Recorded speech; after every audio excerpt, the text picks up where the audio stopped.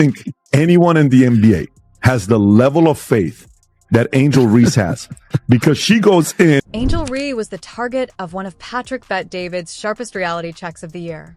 She claimed to be one of the world's top players. She must, there's a part of me that wants to compliment her, But Patrick obviously doesn't agree. He delivered a single line that was devastatingly cutting, calm, and caustic. It was about her religion, God, and her jump shot, and it might be the easiest roast he's ever done on his podcast. Now, the same question is being asked by everyone. What was said by Angel Reese that triggered this? And how did Patrick change into someone who responded so sharply? One in the NBA has the level of faith that Angel Reese has, because she goes in and she just throws the ball up. She doesn't even care where she doesn't know. We're going to dissect everything that transpired during what was perhaps the most brutally honest moment on his show. But before we get started, please put reality check in the comments if you think someone should speak the truth. A new episode of Patrick Bet-David's podcast was released 2 weeks ago. And for the first several minutes, the panel was having a lighthearted conversation and everything appeared to be going as usual. What I'm saying? Yeah. I mean, she goes in and it's like, and it just goes like this. Nothing seemed unusual during the conversation about the NBA and WNBA. However, when the topic of Angel Reese came up, Patrick wagered that David didn't keep anything back. At first, it appeared as though he might respect her, compliment her, or recognize her brilliance. He even started off by saying, I just watch it. It's a moment of faith. I have an emotional connection with God when I watch her play, because, you tell me you believe in God like Angel Reese does. Yeah. I don't know a lot of people. He began by acknowledging that he intended to give her a compliment. And you may have believed that he was going to take a different course or give Angel some well-earned recognition. However, what came next was totally unanticipated, full of cruel sarcasm, and hilarious enough to make you laugh out loud. Can you just show highlights of her, upset? Yeah. Can we? At this point there's a highlight of rain. It was hilarious. What kind of compliment is that? Her shots are essentially an act of faith, he said. You have that kind of faith? I don't have that kind of faith. One more. What is this? I don't have that kind of faith. Only Patrick Bet-David could say something like that on television. However, that was only the beginning. Patrick switches tactics just when you think it's just a backhanded compliment or lighthearted taunting. The discussion really heats up at that point. He started questioning her abilities and even provided facts to support his claims. In the middle of the performance, he asked straight, for Adam buying a courtside ticket to Caitlin Clark's game. Season. You know what game I would Save want to that go money, to? PB. You know what game when they face each other? Oh. Do you know why? Because there's one thing I love about sports. That's Very honest. What did they display? Angel Reese missing layups in clip after clip. It seemed like a comedic routine as Patrick sat there calmly, recounting it all.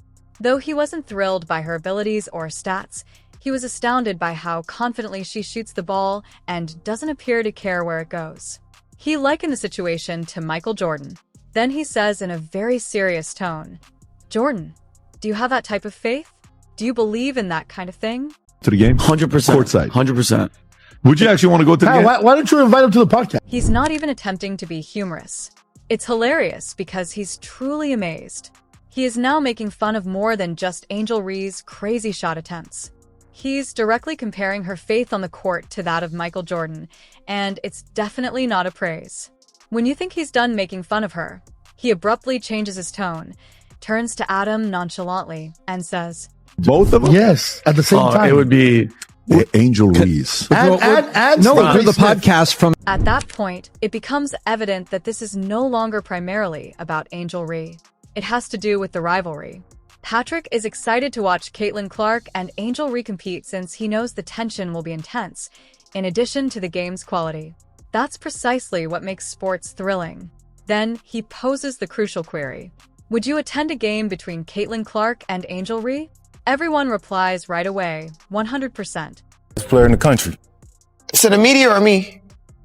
as you see it. I feel like I'm the best player in the country. Regardless of your opinion of Angel Reese, it is undeniable that her fierce competition makes her matches exciting to watch. Interestingly, Angel is also conscious of this. According to her, Caitlin Clark isn't the only reason people watch the WNBA. They also keep an eye out for her. She highlights that the thrill of women's basketball stems from more than just one player.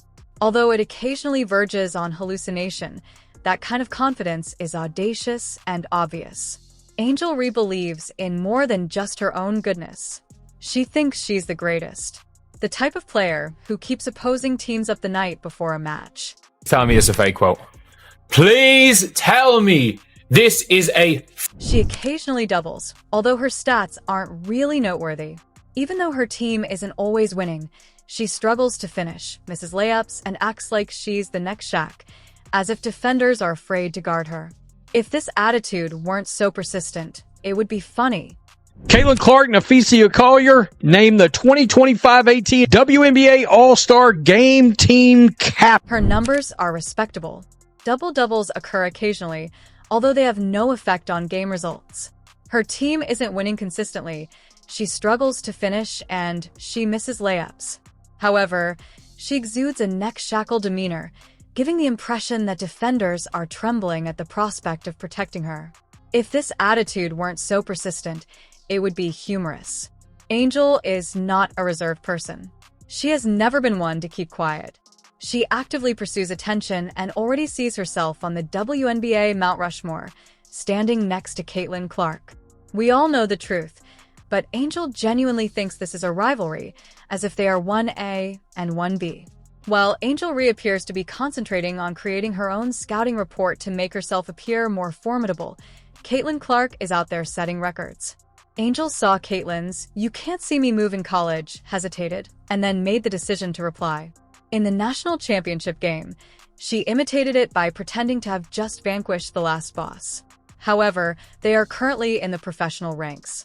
There won't be any viral moments, just serious games and self-evident statistics. Angel has been scoring 13 and 13. Strong figures on paper, yet they don't result in victories. They are neither terrifying nor comparable to Caitlin's abilities.